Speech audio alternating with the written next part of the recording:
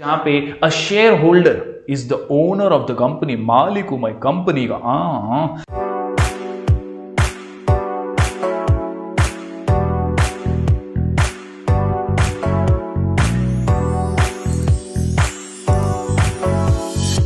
Hello everyone, मैं हूं जयेश राजगौर और स्वागत है आप सभी का इस नए इंटरेस्टिंग यूट्यूब वीडियो में। दोस्तों, हम पढ़ रहे हैं क्लास 12th का एसपी यानी सेक्रेटरियल प्रैक्टिस और हम पहुंच चुके हैं chapter number 2 sources of corporate finance पर। दोस्तों, आज की इस वीडियो में हम डिस्टिंग्विश बिटवीन पढ़ने जा रहे हैं शेयर्स एंड डिबेंचर्स के बीच। जी हाँ दोस्तों, बोर्ड एग्जाम के लिहाज से डिस्टिंग्विश होते हैं बहुत ही इंपॉर्टेंट। तो आज की इस वीडियो में कैसे डिस्टिंग्विश को आप प्रेजेंट करेंगे और कितना पॉइंट्स वगैरह आपको लिखना है, सभी बातें डिस्कस होंगी। तो अगर आप इस चैनल पर नए हैं तो जरूर से सब्सक्राइब कीजिए, बेल आइकन दबाइए, क्योंकि यहां आपको लगातार ऐसे ही इंफॉर्मेटिव वीडियोस मिलते रहेंगे। दोस्तों, बात करें शेयर्स और डिबेंचर्स की, तो शेयर्स याद रखिए ये ओन्ड कैपिटल हैं। यहां पर दोस्तों हम शेयर्स इशू करते हैं हमारी कंपनी का, ताकि लोग जो है इसमें पैसा लगा सकें और कमा भी सकें। Yes, the term share is defined by section 284 of companies act 2013। Share means a share in the share capital, एक हिस्सा होता है कंपनी का जो हम पब्लिक को दे रहे हैं एक शेयर के माध्यम से। A share is a unit by which the share capital is divided. The total capital of the company is divided into small parts और इन्हीं में से एक पार्ट, एक हिस्सा जो है वो शेयर के रूप में दिया जाता है। तो उम्मीद करता हूं दोस्तों शेयर का डेफिनेशन आपको पता ही है। दोस्तों, आज हम पूरी तरह से डिस्टिंग्विश पे फोकस करने वाले हैं। शेयर्स के ऊपर ऑलरेडी डिटेल वीडियो हम बना चुके हैं, तो जरूर वो वीडियो भी देखिएगा ताकि आप शेयर्स का पूरा डिटेल रिविजन भी कर पाए। दोस्तों, अगर बात करें हम आगे डिबेंचर्स की, तो डिबेंचर्स क्या है? तो ये कर्जा है, ये लोन है, ये डेट है। तो दोस्तों, it is nothing but a source of raising borrowed capital. मैंने शुरुआत में भी कई बार कहा है, एक होता है अपना पैसा और एक होता है पराया पैसा। तो ये बॉस पराया पैसा है। जी हाँ दोस्तों, यहां पर हम कर्जा ले रहे हैं और कर्जा बाद में चुकाएंगे विद इंटरेस्ट। जी हाँ, ब्याज समेत हम उसे लौटा देंगे। Over the years debentures have occupied a significant position in financial structure of the companies. तो कहीं ना कहीं कंपनीज जो है अनमन पैसा इकट्ठा करने के लिए, अपने एक्सपांशन वगैरह के लिए डिबेंचर्स को इशू करती हैं और इसी प्रकार बोरोड कैपिटल का ये एक इंपॉर्टेंट सोर्स बन जाता है। दोस्तों, ये था क्विक रिकैप, एक छोटा सा रिकैप कि हम पढ़ रहे हैं शेयर्स और डिबेंचर्स के बारे में, तो भैया इनके मीनिंग्स तो हमें पता होने चाहिए। दोस्तों, आज डिस्टिंग्विश बिटवीन हम पढ़ने वाले हैं शेयर्स एंड डिबेंचर्स का। कुल मिलाकर के 10 पॉइंट का ये आंसर है और इस आंसर को आसानी से समझने के लिए, आसानी से याद रखने के लिए हमारा शॉर्ट कोड है MRP of Sony TV. MRP of Sony TV, MRP of Sony TV. जी हाँ दोस्तों, बोर्ड एग्जाम के लिहाज से एक इंपॉर्टेंट डिस्टिंग्विश है। जरूर लिख करके इसकी प्रैक्टिस कीजिएगा और आसानी से इसे समझ जाएंगे इस वीडियो को देखते हुए। दोस्तों, MRP ऑफ सोनी टीवी के अंदर M से मीनिंग लिखना है, हमेशा याद रखिए। डिस्टिंग्विश में सबसे पहले मीनिंग ही आएगा। इसके अलावा R से रिटर्न ऑन इन्वेस्टमेंट, यानी शेयर्स को क्या रिटर्न मिलेगा, डिबेंचर्स को क्या रिटर्न मिलेगा अपने इन्वेस्टमेंट पर। इसके अलावा पोजीशन ऑन लिक्विडेशन, S से स्टेटस, S से सिक्योरिटी, S से सुटेबिलिटी, यानी यहां पर S से 3 पॉइंट्स है दोस्तों। इसके अलावा N से नेचर, T से 2 पॉइंट्स टाइम ऑफ इशू और टाइप्स, और आखिर में V फॉर वोटिंग राइट्स। तो उम्मीद करता हूं दोस्तों ये 10 पॉइंट्स आप नोट डाउन करेंगे। चलिए बारीकी से अब हर पॉइंट पर नजर डाल लेते हैं। जी हां दोस्तों, हम पढ़ रहे हैं distinguish between shares and debentures और आंसर का नाम है MRP of Sony TV. MRP of Sony TV, MRP of Sony TV. यहां पर दोस्तों कुल मिलाकर के एटलीस्ट आपको 8 पॉइंट्स तो मिनिमम लिखने ही है बोर्ड एग्जाम में।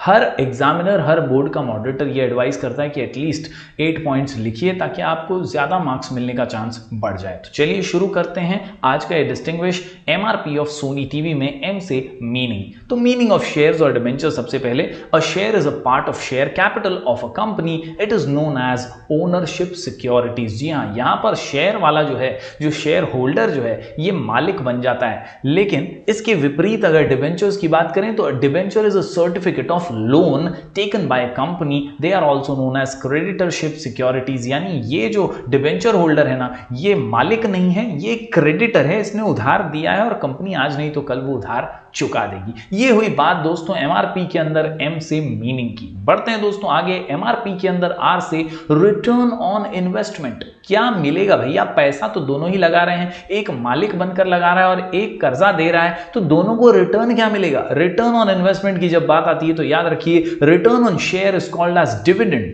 शेयर होल्डर को मिलता है dividend. Equity share holders receive dividend at fluctuating rate where as preference share holders receive dividend at fix rate. जी हाँ दोस्तों, दो महत्वपूर्ण टाइप्स ऑफ शेयर, इक्विटी और प्रेफरेंस। तो इक्विटी शेयर्स जो हैं इनको फ्लक्चुएटिंग रेट पर डिविडेंड मिलता है, बदलते रहता है डिविडेंड का अमाउंट, कभी ज्यादा तो कभी कम, परफॉर्मेंस पे डिपेंड करता है। और अगर प्रेफरेंस शेयर की बात करें तो याद रखिए यहां पर एक फिक्स्ड रेट होता है, उसी पर हमेशा डिविडेंड मिलता रहता है। बात करें अगर डिबेंचर्स की तो इन्हें क्या रिटर्न में मिलता है, तो रिटर्न टू डिबेंचर या return on debenture is called as interest. ब्याज मिलता है boss, it is fixed at the time of issue, interest is paid even when company has no profit. तो यही फायदा है डिबेंचर होल्डर्स को कि भैया अगर कंपनी घाटे में है, प्रॉफिट नहीं ना हो रहा है, तभी भी आपको वो इंटरेस्ट देगी क्योंकि उसने वो प्रॉमिस आपको पहले ही कर दिया था। Yes my dear students, MRP of Sony TV में पी से पोजीशन ऑन लिक्विडेशन, ये हमारा अगला पॉइंट है दोस्तों यहां पर पोजीशन ऑन लिक्विडेशन की जब बात आती है तो याद रखिए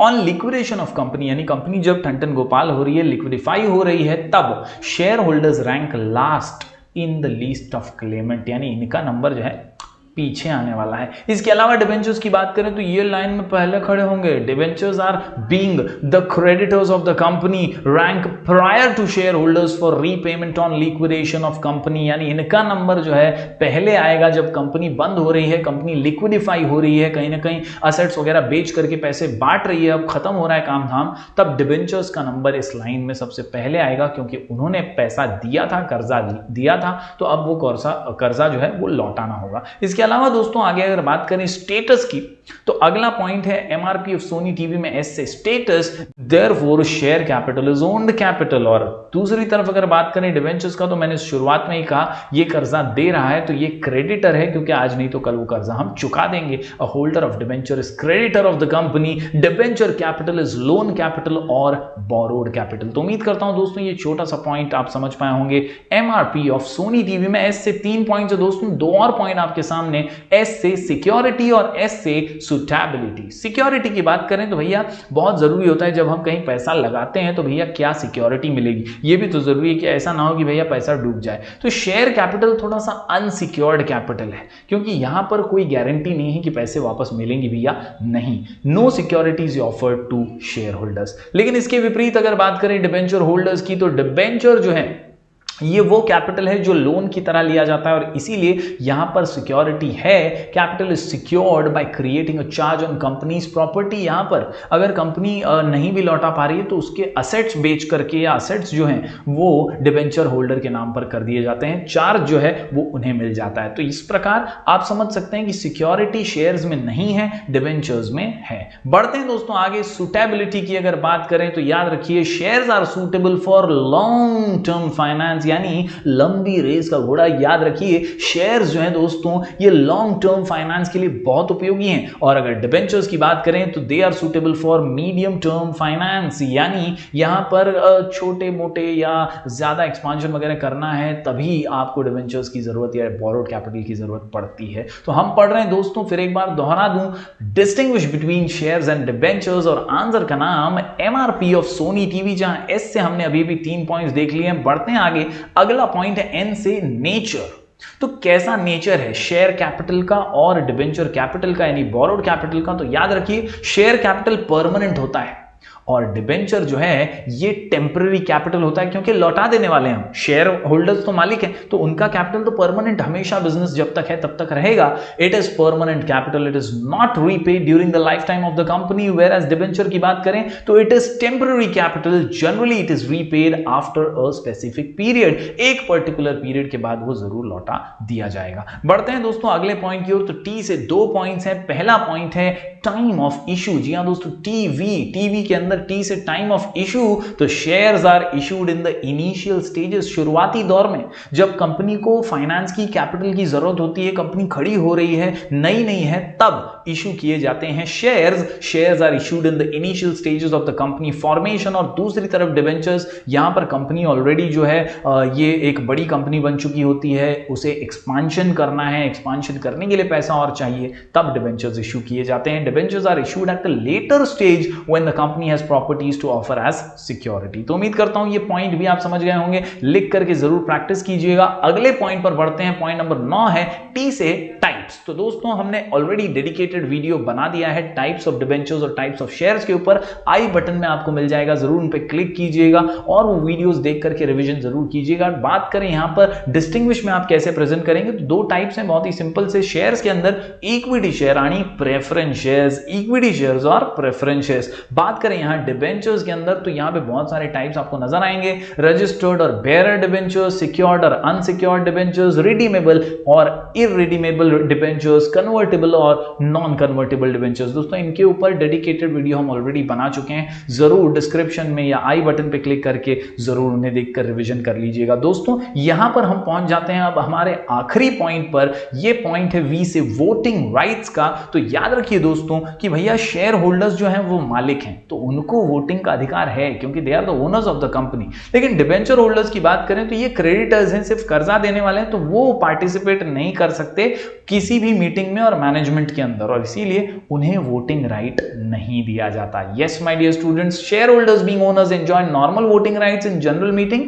they participate in management of the company, whereas debenture holders being creditors do not have any voting right, they cannot participate in the management of the company। तो उम्मीद करता हूं दोस्तों 10 पॉइंट का ये आंसर आसानी से आपको समझ में आ गया होगा। Distinguish between shares and debentures, answer का नाम MRP of Sony TV, MRP of Sony TV. M से मीनिंग, आर से रिटर्न ऑन इन्वेस्टमेंट, पी से पोजीशन ऑन लिक्विडेशन, एस से status security suitability, status security suitability, status security suitability. इसके अलावा N से nature, T से 2 points time of issue और types, और आखिर में वी फॉर वोटिंग राइट्स। तो इन 10 पॉइंट्स को लिखिए, लिख करके प्रैक्टिस कीजिए, बोर्ड एग्जाम में एटलीस्ट कोशिश कीजिए कि 8 पॉइंट्स आप लिख पाए अच्छे से। तो उम्मीद करता हूं दोस्तों ये वीडियो पसंद आया होगा, जरूर इसे लाइक कीजिएगा और ज्यादा से ज्यादा स्टूडेंट्स तक पहुंचाइएगा। हम ऐसे ही वीडियोस लगातार लेकर आते रहेंगे, मिलेंगे फिर एक बार कुछ और नए वीडियोस के साथ। तब तक के लिए do like, share and subscribe.